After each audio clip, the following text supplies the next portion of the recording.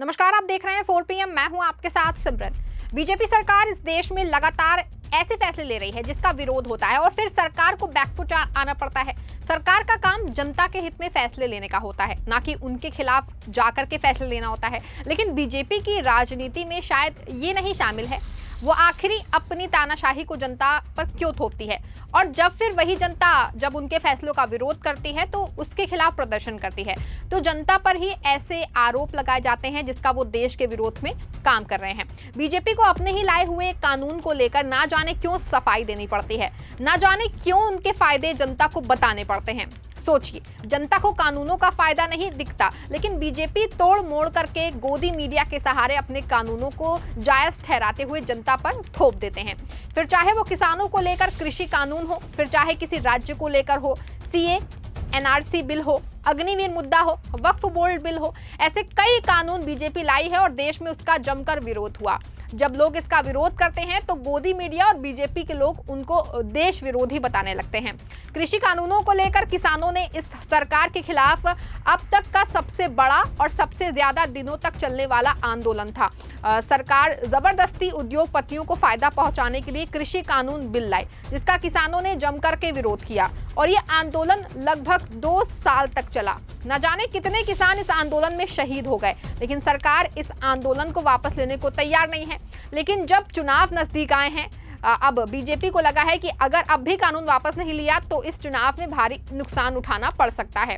तब प्रधानमंत्री मोदी ने जनता के सामने जाकर के तीनों कृषि कानूनों को वापस ले लिया। यूपी की योगी सरकार इसमें नंबर 1 पर है। शायद तभी वो लगातार जो भी निर्णय ले रही है उस पर वो टिके रहने की पूरी कोशिश कर रही है। जैसे इन दिनों प्रयागराज में चल रहा है यूपी लोक सेवा आयोग में नॉर्मलाइजेशन को लेकर जो फैसला लिया है उससे छात्र नाराज हो गए हैं और इस फैसले का विरोध करने लगे, और आज चौथे दिन छात्र लगातार आंदोलित हैं। छात्र शांतिपूर्ण तरीके से अपनी मांगों को लेकर विरोध प्रदर्शन कर रहे हैं, लेकिन आज सुबह छात्रों के आंदोलन में हलचल मच गई है। देखिए आप पहले वीडियो।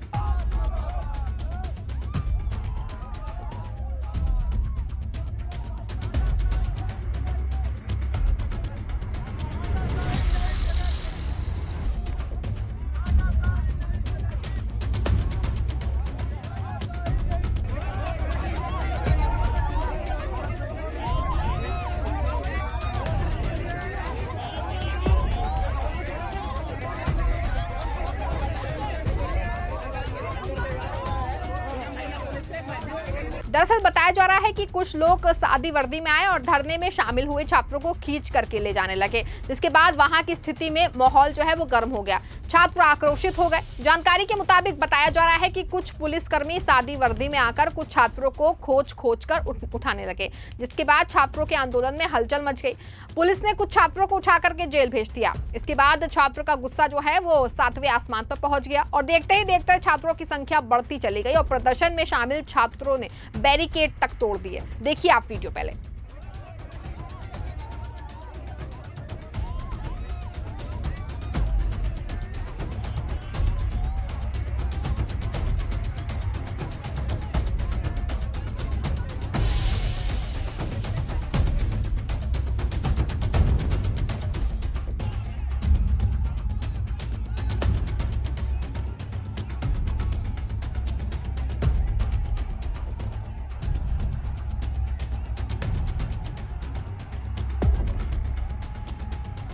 दरअसल ये छात्र पिछले 4 दिनों से लोक सेवा आयोग के गेट नंबर 2 पर अपनी मांग को लेकर धरना दे रहे हैं, लेकिन प्रशासन है कि छात्रों की बात को सुनने को तैयार ही नहीं है। उसने एक बार शायद फैसला जो ले लिया वो पत्थर की लकीर हो गई। उनको लगता है कि अगर अब फैसला बदला तो उनकी भारी फजीहत हो जाएगी, या फिर ये छात्र हमेशा हर फैसले के खिलाफ इसी तरह प्रदर्शन करेंगे। तो फिर क्या आप अपनी फजीहत बचाने मात्र के कारण ही इतने छात्रों का भविष्य गर्त में डालना चाहते हैं? जब छात्र नॉर्मलाइजेशन नहीं चाहते तो आप क्यों उन्हें इस गड्ढे में ढकेलना चाहते हैं? आखिर 4 दिन बीतने के बाद भी छात्रों को इस तरह की मांग सरकार और प्रशासन कुछ भी बोलने को तैयार ही नहीं है। कम से कम सरकार और प्रशासन को छात्रों के साथ वार्ता तो करनी चाहिए, लेकिन सरकार आंदोलित छात्रों से बात करने की बजाय उन पर दबाव डालने का पूरा काम कर रही है। यूपीपीएससी परीक्षा के खिलाफ छात्र जो हैं वो सड़क पर उतरे हैं। वो इस बात की मांग कर रहे हैं कि इस परीक्षा को 2 शिफ्ट में ना कराया जाए, क्योंकि इसके बाद जो नॉर्मलाइजेशन की प्रक्रिया होती है उससे छात्रों को नुकसान पहुंचता है। लेकिन एक तरफ उत्तर प्रदेश के छात्र सड़कों पर हैं और दूसरी तरफ प्रदेश के मुखिया यानी मुख्यमंत्री योगी आदित्यनाथ उत्तर प्रदेश से निकलकर महाराष्ट्र और झारखंड में जहरीला प्रचार कर रहे हैं। वहां जाकर वोट जिहाद की बात कर रहे हैं। बटेंगे तो कटेंगे जैसे भाषणों से जनता का वोट लेना चाहते हैं। गणपति पर हमले की बात कहकर लोगों को बांटकर वोट लेना चाहते हैं। अब सोचिए, एक तरफ वो बटेंगे तो कटेंगे की बात करते हैं, एक वर्ग को जोड़ने की कोशिश कर रहे हैं, वहीं दूसरी तरफ छात्रों पर अपना आदेश थोप रहे हैं। एक तरफ छात्र मुख्यमंत्री से मांग कर रहे हैं तो दूसरी तरफ मुख्यमंत्री अपने प्रदेश को छोड़कर दूसरे प्रदेशों में बीजेपी की सरकार बनाने के लिए वोट मांग रहे हैं। क्या मुख्यमंत्री को इन लाखों छात्रों का भविष्य नहीं दिख रहा है?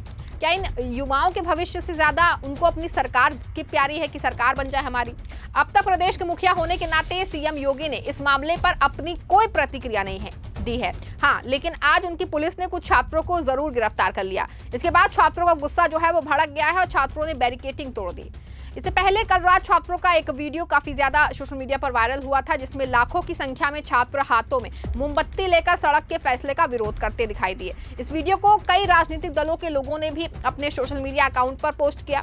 देखिए वीडियो, किसमें कितने छात्र हैं जो अपनी मांग को लेकर अड़े हैं, लेकिन यूपी की योगी सरकार के कानों में जूं तक नहीं रेंग रही है। वो इन लाखों छात्रों की आवाज दबाने पर लगी है।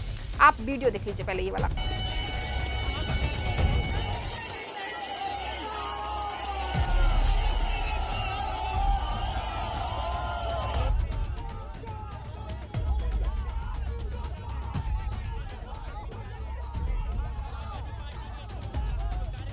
यही नहीं, प्रयागराज में प्रदर्शन कर रहे छात्रों के प्रदर्शन में अब लखनऊ में भी प्रदर्शन शुरू हो गया है। यहाँ समाजवादी छात्र सभा के छात्रों ने जमकर प्रदर्शन किया और सरकार के खिलाफ जमकर नारेबाजी की। पुलिस ने इन सभी आंदोलित छात्रों को बलपूर्वक गिरफ्तार कर लिया। सपा के इन छात्रों ने योगी सरकार पर जमकर हमला बोला। छात्रों के आंदोलन के बीच सपा अध्यक्ष अखिलेश यादव आज प्रयागराज पहुंच गए। यहाँ पहुंचकर छात्रों के समर्थन में अखिलेश यादव ने बड़ा ऐलान कर दिया है।